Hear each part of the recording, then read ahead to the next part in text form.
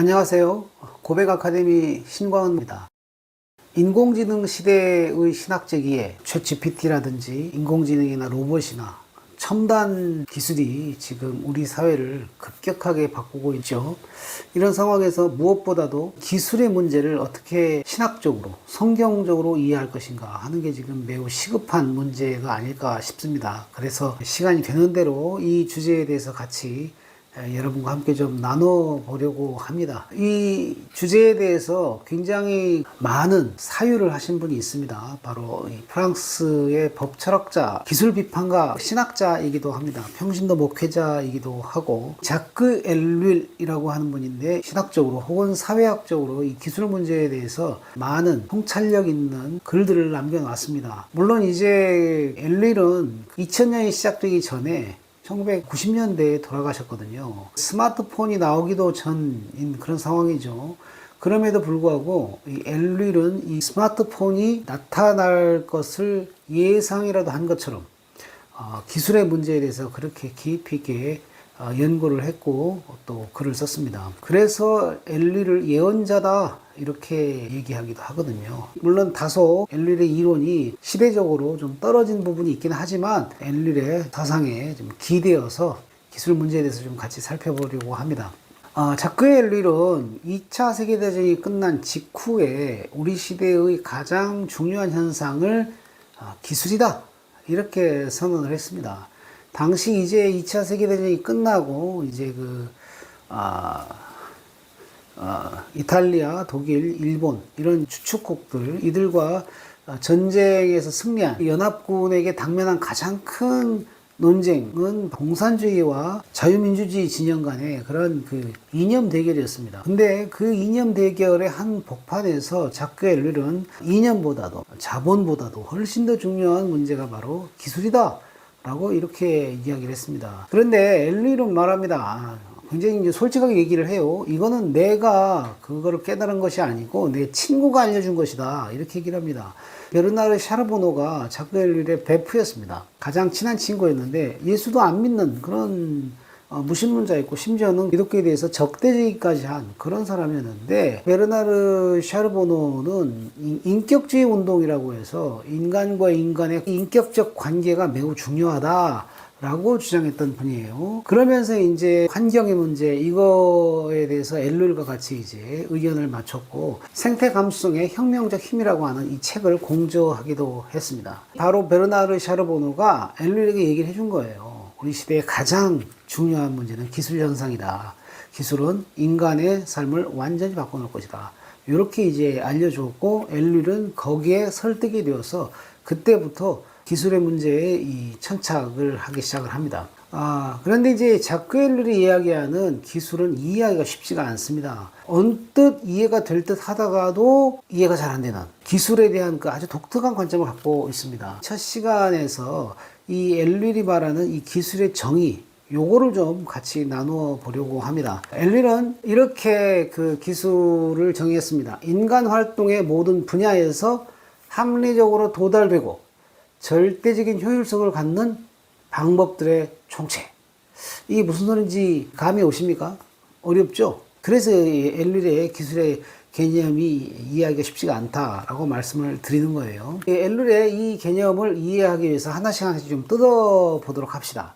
자크 엘윌은 기술을 인간 활동의 모든 분야에서 출현하고 있는 것으로 이야기하고 있습니다. 이거 이제 굉장히 중요하거든요. 왜냐하면 기술하면 떠오르는 게 뭐냐면 컴퓨터, 혹은 뭐 자동차, 공장, 로봇, 기계와 관련된 이미지가 떠올랐단 말이에요. 톱니바퀴 같은 거, 벤치, 드라이버, 뭐 이런 것들과 관련되어서 기술은 도구, 장비 이런 거라고 생각하는 경향이 있지 않습니까? 그런데 엘윌은 기술은 그런 도구보다도 훨씬 더 중요한 것은 정신이다라고 얘기를 하고 있습니다. 인간 활동의 모든 분야에서 출현한다. 요게 이 엘윌의 기술의 개념을 이해하려면 반드시 먼저 머리에 집어넣고 있어야 될 거란 말이죠.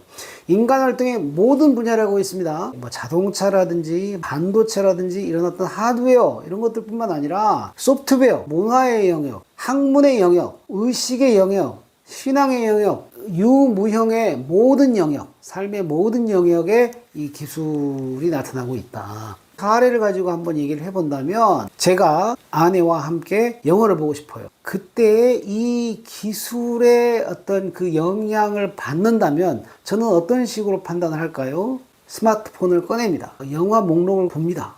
그리고 영화 중에서 가장 평점이 높은 영화가 뭔지를 살펴봅니다. 그리고 가장 평점이 높은 영화를 보러 가자 라고 결정합니다. 이게 바로 기술적인 활동을 하고 있는 겁니다. 즉, 기술은 도구나 장비나 기계와 관련된 것뿐만 아니라 어떤 인간이 어떤 형태의 판단을 하는 데에도 중대하게 영향을 미치고 있다. 그래서 인간 활동의 모든 분야에서 출현하고 있다. 이걸 우리가 우선 첫 번째로 기억을 해야 합니다. 자, 두 번째로, 자, 이거 이해하기 쉽지 않은데, 특정 발전 단계에 도달하는 방법들이다. 특정 발전의 단계에 도달하는 방법들. For a given stage of development. 이게 왜 중요하냐? 이건 이제 전통적인 기술과 현대 기술의 차이이기도 하거든요. 일본의 장인이 사무라이 칼을 만든다고 해봅시다. 장인은 쇠를 가지고 와서 불에 넣고 달구고 망치질을 해서 칼을 만들잖아요. 그 일련의 모든 과정, 이건 이제 전통적인 기술인데 시작점과 끝점이 있죠. 그래서 가장 좋은 칼을 만들고자 하는 것이 장인의 목표고, 그리고 가장 좋은 칼을 만드는 것이 이 장인의 기술이라고 할 수가 있겠죠. 전통적인 기술은 시작과 출발이라고 하는 과정이 있습니다.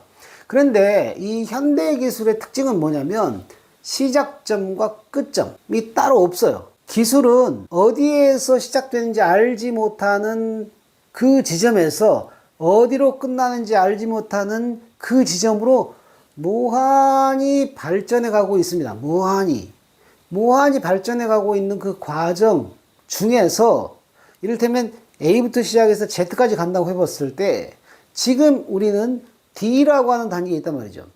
그러면 이 D라고 하는 단계에서 given stage, D에서 E로 도달하는 방법들, 이 방법들에 대해서 연구하는 것, 찾아내는 것, 이것이 바로 현대기술의 특징이다 라는 거예요. 과거에는 절대적인 출발점과 절대적인 도착점이 있었어요.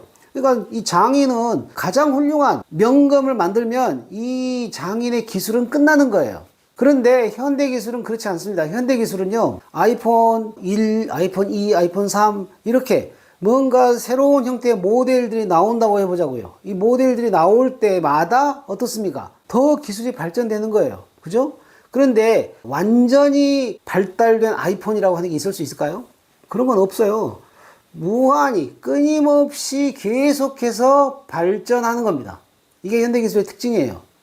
그러니까 아이폰 10에서 아이폰 11까지, 아이폰 10에서 아이폰 11까지 도달하는 방법들, 이 방법들에 대해서 연구하는 것. 물론 그게 끝나면 11에서 12, 11에서 12로 가는, 또 12에서 13으로 가는 그런 또 다른 방법들이 또 나오지 않겠습니까? 또 다른 방법들을 연구하고 만들어낼 거란 말이죠.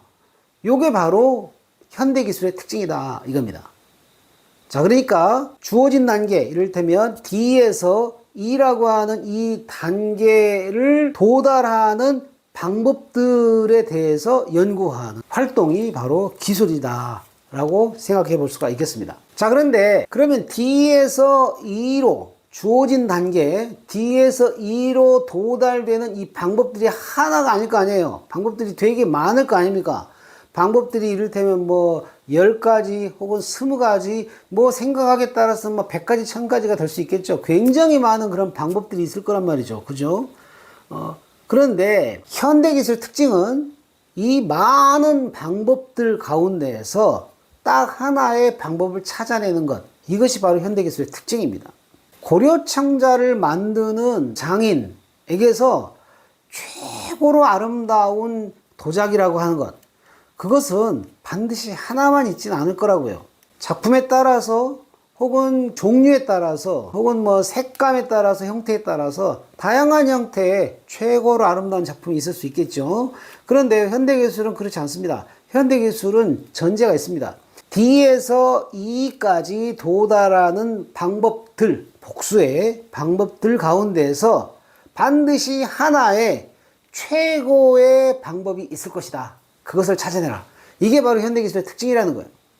자, 그러니까 요 방법들 가운데 방법, 그거를 찾아내는 것이 바로 현대기술의 활동인데, 방법들 중에 방법은 두 가지 어떤 그런 특징이 있습니다.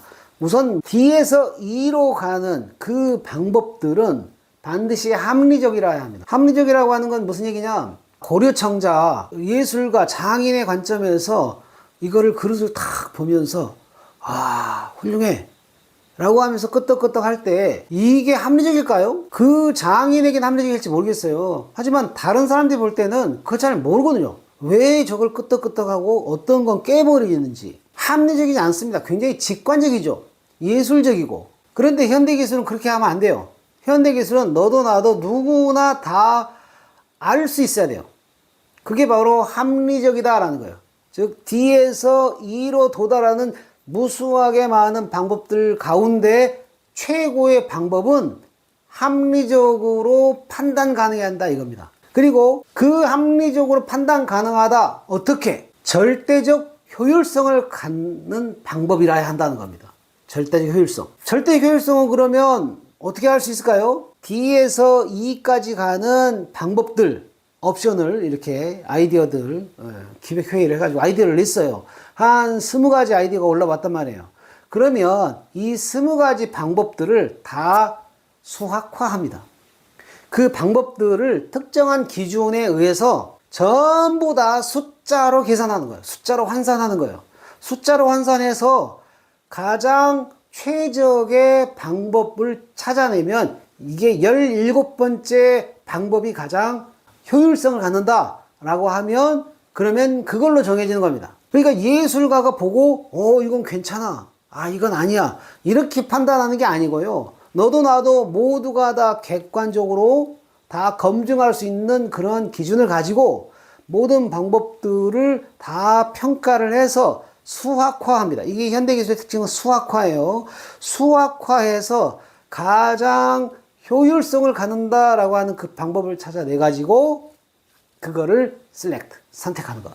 요게 바로 현대기술의 특징이에요. 자, 그런데 엘루는 여기서 하나 더 들어갑니다. 그건 뭐냐? 그 방법, 예를 들어서 아이폰 11에서 아이폰 12까지 가는 그런 많은 도달하는 그런 방법들 가운데에서 방법이 한 30가지가 나오는데 그 중에 15번째 방법을 딱 취했단 말이에요. 그럼 이게 이제 아이폰 11에서 12로 가는 요 발전 단계에서 절대 효율성을 갖는 합리적으로 선택된 그런 방법이잖아요. 그죠? 그런데 이거는 하나의 방법인 거예요. 하나의 방법. 현대기술의 특징은 뭐냐? 삼성 갤럭시 S 15에서 16으로 가는 이 방법들 50가지가 제한되었는데 그 중에 46번째 방법이 선택되었어요. 자, 그러면 아이폰 11에서 12로 가는데 15번째 이 방법과 갤럭시 S 15에서 16으로 가는데 46번째 이 방법이 두 개잖아요. 그죠? 그런데 이것만 있냐 이거죠. 또 다른, 이를테면 자동차, 현대자동차, 아이오닉, 혹은 뭐 또 다른 기술, 뭐 반도체 기술이든 혹은 뭐 메타버스 기술이든 다른 모든 방법들, 이런 모든 방법들, 합리적으로 도달될 절대 효율성을 갖는 그 방법들 전체가 하나의 총체성을 이루고 있다. 이게 바로 현대기술의 특징이라는 겁니다. 고리청자를 만드는 장인은 칼을 만드는 장인하고 아무 상관이 없었어요. 물론 뭐 서로 뭐 친구 관계면 뭐 같이 뭐 술을 마신다든지 작품에 대해서 논할 수 있을지 몰라도 이쪽 기술과 이쪽 기술은 별개의 기술이었습니다. 근데 현대기술은 그렇지 않아요. 현대기술은 모든 형태의 이 방법들이 연결되어서 하나의 총체성을 이룬다. 그래서 엘룰은 이것을 앙상블이다 이렇게 얘기를 합니다. 이 거대한 총체성이 현대 문명을 이루고 있고요. 이것이 우리에게는 하나의 기술 현상으로 다가오는 겁니다. 이 기술 현상이 그리고 서로 연결되어서 하나의 시스템으로 완결되어 가고 있어요. 복수의 방법들이 하나의 총체성을 이루어서 체계, 시스템이 점점 완성되어 가고 있다. 이것이 바로 현대기술의 특징이라는 겁니다. 엘룰이 말하는 이 기술의 개념을 잘 기억을 해 두어야 하겠습니다. 다시 한번 엘룰이 얘기한 그 기술의 개념들을 한번 보도록 하자고요. 인간 활동의 모든 분야에서 합리적으로 도달되고 절대적 효율성을 갖는 방법들의 총체다. 요런 이 엘룰의 기술의 개념을 우리가 그 머릿속에 놓고 있으면 그러면 이제 우리가 이제 인공지능이나 현대 기술 현상들을 이해하는데 굉장히 큰 도움이 될 것입니다. 네, 오늘 여기까지 하겠습니다. 감사합니다.